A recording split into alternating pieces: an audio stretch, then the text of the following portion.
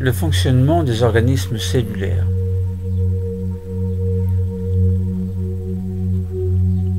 Tout être vivant est constitué par des cellules. Certains êtres vivants n'ont qu'une cellule, d'autres ont plusieurs cellules, des milliards peut-être. L'humain par exemple possède des milliards de cellules.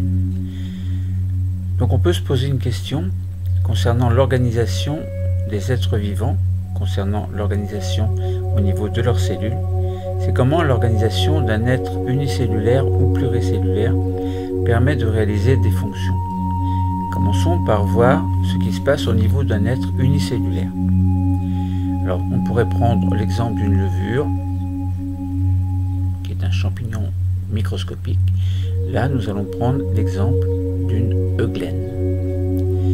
Alors les euglènes, ce sont des micro-organismes que l'on peut trouver, par exemple, si vous vous promenez en forêt, dans des petites mares, alors les jours de printemps ou d'été. Vous voyez des espèces de petites choses vertes qui grouillent plus ou moins en surface de l'eau, et bien ce sont, ou ça peut être, des euglènes. Donc ce sont des êtres vivants qui sont verts, donc qui possèdent de la chlorophylle, ils sont donc chlorophylliens. Et on les trouve généralement dans les eaux stagnantes, les mares, les étangs, les lacs. Alors les lacs, il ne faut pas qu'il y ait trop de perturbations au niveau de l'eau. Il faut quand même que ces petites flaques d'eau soient assez isolées, assez stables. Bon. Alors, donc on peut essayer d'observer au microscope ces espèces d'algues unicellulaires. On peut observer au microscope optique. Alors c'est très simple, hein, il suffit d'aller dans la mare, vous prélevez un petit peu de l'eau stagnante et à l'aide d'une pipette, vous déposez une ou deux gouttes ou plus donc au centre de la lame et vous recouvrez d'une lamelle et vous observez au microscope optique. Que voyez-vous? Eh bien vous voyez justement des cellules qui sont plus ou moins verdâtres, ce qui signifie bien qu'ils ont de la chlorophylle, et là vous avez bien la preuve que vous avez des êtres unicellulaires.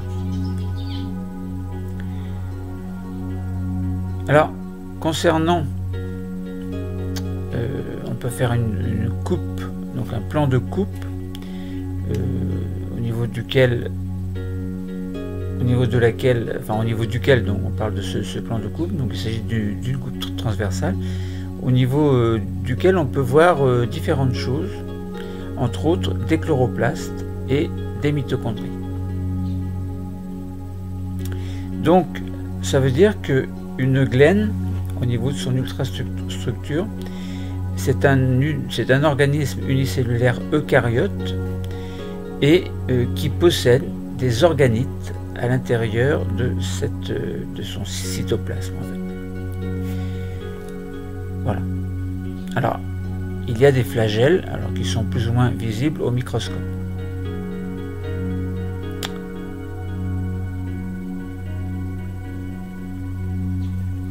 Certaines cellules possèdent dans leur cytoplasme des structures que l'on appelle donc des organites, comme je viens de dire, par exemple mitochondries et chloroplastes. Et il existe plusieurs types d'organites dans ce cytoplasme. Alors, il y a le noyau également, et ce noyau renferme de l'ADN. Donc le noyau, c'est un organite. Nous avons dit les mitochondries, donc qui ont un rôle très important dans ce que l'on appellera plus tard la respiration cellulaire, et les chloroplastes qui ont un rôle très important puisqu'ils sont le siège de la photosynthèse, c'est-à-dire de la production de matière organique et de dioxygène. Excusez-moi pour le bâillement. Donc les organismes dont les cellules possèdent des organites sont dits eucaryotes, donc, tandis que ceux qui ne possèdent pas d'organites sont dits prokaryotes. Alors pour être eucaryote, il faut posséder un noyau. Donc c'est le cas également des bactéries. Bon. Donc voilà. Là nous avons observé l'organisation d'un être vivant unicellulaire. Maintenant essayons de voir, donc de mettre en évidence une fonction de reproduction et de nutrition. La fonction de reproduction, c'est le fait de donner naissance à d'autres êtres vivants. Alors, donner une naissance, il y a plusieurs façons. Concernant les bactéries, par exemple, elles se divisent en deux. Concernant les eugènes, c'est un mécanisme un petit peu spécial. Alors, on peut utiliser, on peut faire encore une expérience. On met dans un tube à essai, on met de l'eau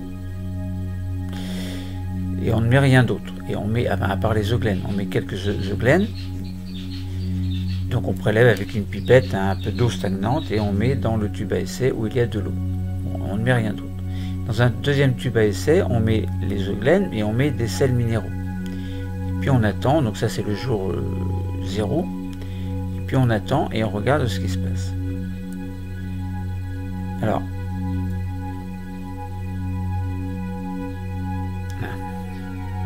problème.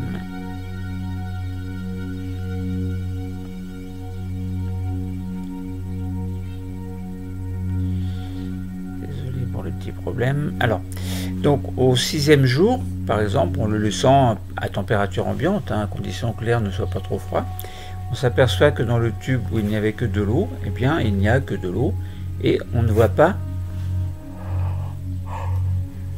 Pardon pour le bâillement. Les fins de semaine sont épuisantes.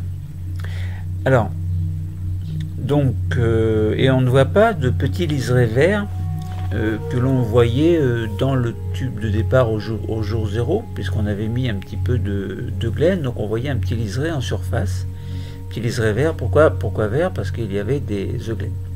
Donc là, si on regarde le tube B, on s'aperçoit qu'il est très très vert, du vert partout dans le liquide, donc ce qui signifie très certainement qu'il y a des eugènes. Comment le prouver? Alors, ce que l'on a fait, en fait, on a déposé une goutte de chaque culture sur une lame de comptage. Ce sont des lames un peu spéciales, comme par exemple les cellules, ce que l'on appelle les cellules de Malassez, qui permettent de compter le nombre de micro-organismes sur une surface précise. Donc, on dépose une goutte de chaque culture, quand il y avait de l'eau et juste de l'eau et pas de sels minéraux, puis la culture où il y avait de l'eau et des sels minéraux, donc la culture qui est très verte. On fait la mise au point sur un petit carré de la lame et on compte. Alors la contenance de ce petit carré, c'est 0,01 microlitres. Et puis on peut photographier en utilisant par exemple le logiciel Mesurim. Et puis il suffit de compter ensuite, on compte donc au sein d'un petit carré dans chaque culture et on essaie de raisonner ensuite par rapport à ce qui se passe. Alors, dans les tubes de départ au jour 0, là où il n'y avait que de l'eau, on regarde. Alors comme on a mis un petit liseré, donc un petit peu d'eugène, on remue l'eau, par exemple, on peut remuer, donc les eugènes vont se disperser un petit peu partout, et on prélève une goutte et puis on regarde. On s'aperçoit qu'il y a, donc on fait un comptage, on s'aperçoit qu'il y a 400 eugènes par microlitre. 400 par microlitre. Alors, sachant que les petits carrés que l'on observe, ça correspond à 0,01 microlitre. Donc si on ramène à 1 microlitre, ça donne 400. Par exemple, là sur 0,01 microlitre, on observe, donc il faut compter juste dans les petits carrés, 1, 2, 3, 4. 4 eugènes. 4 eugènes pour 1 microlitre. On fait une règle de 3 pour 1 microlitre, ça nous donne 400 à peu près. Ensuite, alors là, c'est la même chose dans le tube où on a mis des sels minéraux, le tube de départ. On obtient la même chose, c'est normal, puisqu'on n'a pas, on vient juste de mettre les eugènes, donc il ne s'est rien passé encore, les eugènes ne se sont pas divisés. Ensuite, au bout des 6 jours, on fait une préparation, donc on regarde au niveau d'une cellule de comptage. Enfin, la cellule, il ne s'agit pas des cellules eugènes, mais une cellule, c'est un petit carré dans lequel les eugènes vont se déplacer. En fait, les eugènes se déplacent un petit peu partout sur la cellule de Malassez, par exemple, et là où il y a un petit carré, on compte. Donc au jour numéro 6, là où il n'y avait pas de sels minéraux, on s'aperçoit qu'il n'y a rien du tout. Alors les eugènes ont même disparu. Il y a 0 eugène dans le petit carré de 0,01 microlitre. Donc ça veut dire quoi? Ça veut dire que si on met juste de l'eau, ça ne suffit pas aux euglénes, elles meurent. Par contre, dans le tube où il y avait des sels minéraux, au bout de 6 jours, l'ensemble du tube était très très vert. On se doutait bien qu'il y avait des euglénes, et bien en observant au microscope, sur les petits carrés de comptage, on s'aperçoit qu'il y en a beaucoup. Alors, si on prend un carré, on regarde, on compte, alors 1, 2, 3, 4, 5, 6, 7, 8, 9, 10, 11, on va dire une dizaine à peu près, pour 0,01 microlitre. Donc si on ramène à 1 microlitre, ça nous donne 1000, à peu près 1000 euglénes.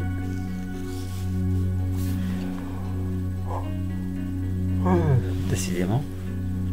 Bon, donc voilà. Alors on a fait ce qu'on appelle une culture d'eugléne dans différentes conditions, avec ou sans sels minéraux. Et si on réfléchit un petit peu, on s'aperçoit que sans sels minéraux, les euglénes ne vivent pas, et avec des sels minéraux, les euglénes survivent. Alors on peut se poser la question aussi, c'est que il faut des sels minéraux, mais est-ce qu'il faut autre chose? Eh bien oui, on sait bien que s'il y a de la chlorophylle, ça veut dire que la photosynthèse peut se faire. Donc ça veut dire que les organismes sont verts, il faut la photosynthèse, ils produisent leur propre matière organique grâce à la présence, entre autres, de sels minéraux également. Bon, voilà. Donc, ce que l'on pouvait faire comme petite expérience et qui est très fortement conseillé comme activité élève. Il s'agira d'une première séance, par exemple, qui peut être très intéressante. Alors, on s'est posé la question également tout à l'heure, on se dit, mais les euglénes, par exemple, si on prend les bactéries peuvent se diviser en deux. Une bactérie en donne deux, par exemple, toutes les 20 minutes, si les conditions sont idéales. Là, pour l'euglène, on peut se dire, mais comment est-ce que l'euglène peut se reproduire? Puisque au bout de 6 jours, par exemple, on a vu que le tube était très très vert, donc ça veut dire que les euglénes se sont multipliées. Comment est-ce qu'elles font? Donc chez l'euglène, la reproduction est assurée de manière asexuée. Il n'y a pas de spermatozoïdes, pas d'ovules, c'est une cellule unique, l'euglène. Donc ça ne se passe pas comme chez les animaux, par exemple chez les humains ou chez certaines plantes. La reproduction, elle est asexuée.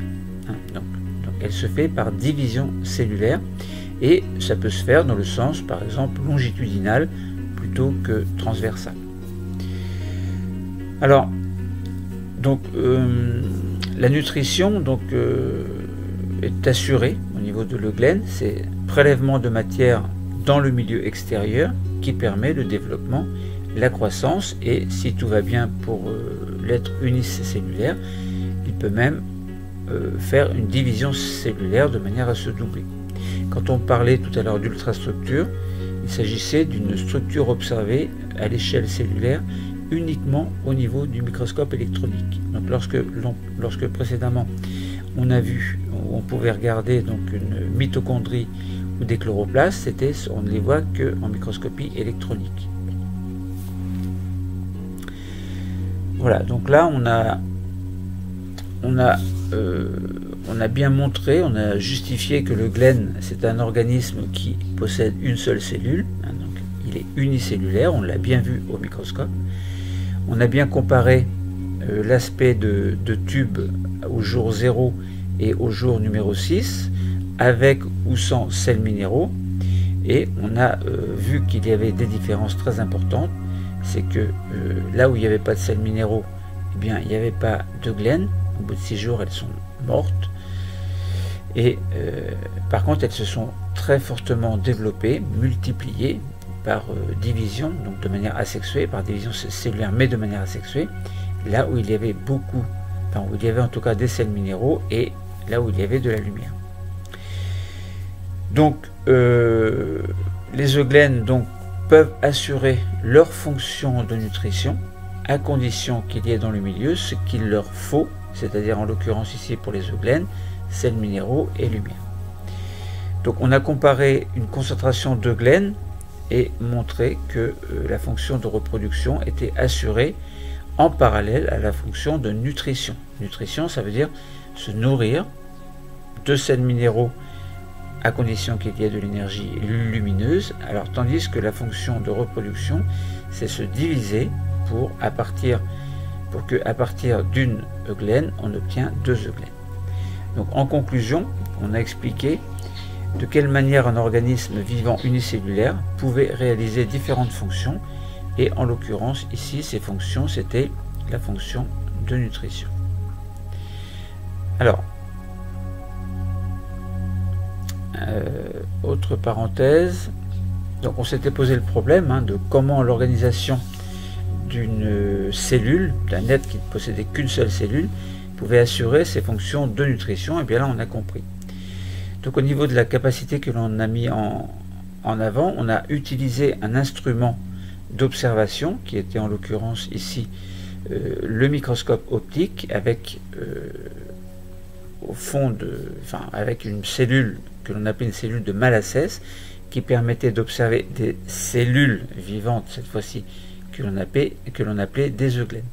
Donc on a compris comment l'organisation d'un être vivant unicellulaire permettait de réaliser les fonctions, et les fonctions là encore une fois c'était les fonctions de reproduction. Le cours est terminé, merci.